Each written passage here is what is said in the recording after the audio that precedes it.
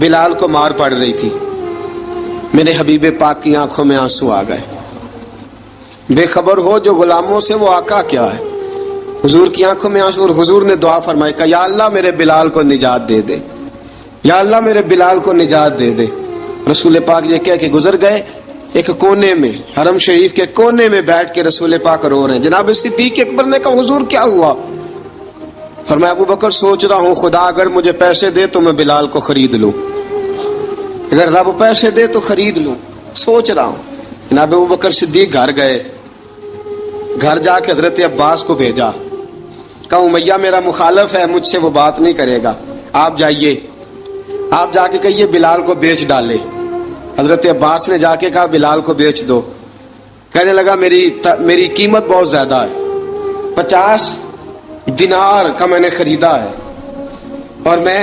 منافع لے کے بیچوں گا۔ حضرت عباس نے آ کے جناب صدیق اکبر کو بتایا تو ابو بکر صدیق فرمانے لگے چل مجھے ساتھ ہی لے جا، دیکھ لیتے۔ پہنچے، جب ابو بکر صدیق کو آتے دیکھا نا تو چڑ گیا، کہنے لگا ابو بکر اگر تو بلال کو خریدنا چاہے تو وہ جو تیرے پاس رومی غلام ہے وہ مجھے دینا پڑے گا، 2 لونڈیاں اس کے ساتھ دینی پڑیں گی، اور یہ 50 دینار کا ہے، میں تجھ سے 2000 دینار لوں گا، 50 دینار کا ہے 2000 دینار لوں گا۔ حضرت صدیق اکبر رضی اللہ تعالیٰ عنہ نے فرمایا مجھے منظور ہے، مجھے منظور ہے، منظور ہے مجھے۔ ابو بکر صدیق نے وہ تینوں غیر مسلم غلام لیے، 2000 دینار لیے۔ حضرت عباس نے بھی کلمہ نہیں پڑھا تھا، کہنے لگے ابو بکر تو کامیاب تاجر ہے، کیا کرنے لگے ہو؟ تو حضرت ابو بکر صدیق کہنے لگے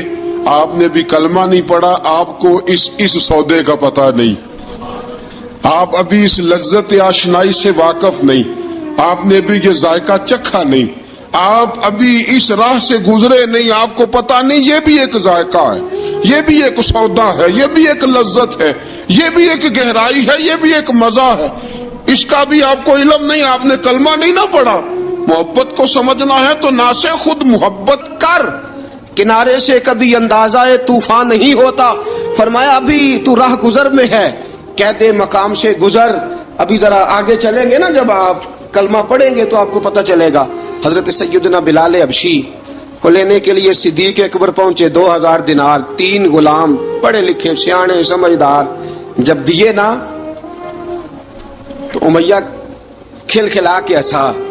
کہنے لگا ابو بکر بڑے گھاٹے کا سودا کیا تو نے، ابو بکر تو نے بڑے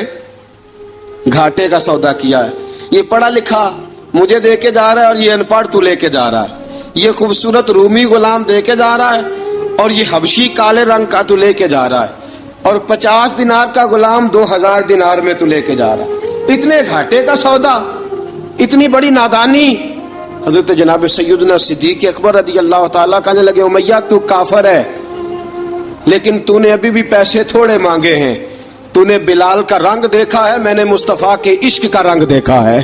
فرمایا تو ابھی اس کے رنگ میں الجھا ہوا ہے اور میں جو اس کے باطن کا حسن ہے وہاں تک پہنچ گیا ہوں۔ حضرت سیدنا بلال حبشی رضی اللہ تعالیٰ عنہ ساتھ کھڑے، ابو بکر صدیق رضی اللہ تعالیٰ عنہ نے ارشاد فرمایا اگر میں یمن کا حکمران ہوتا،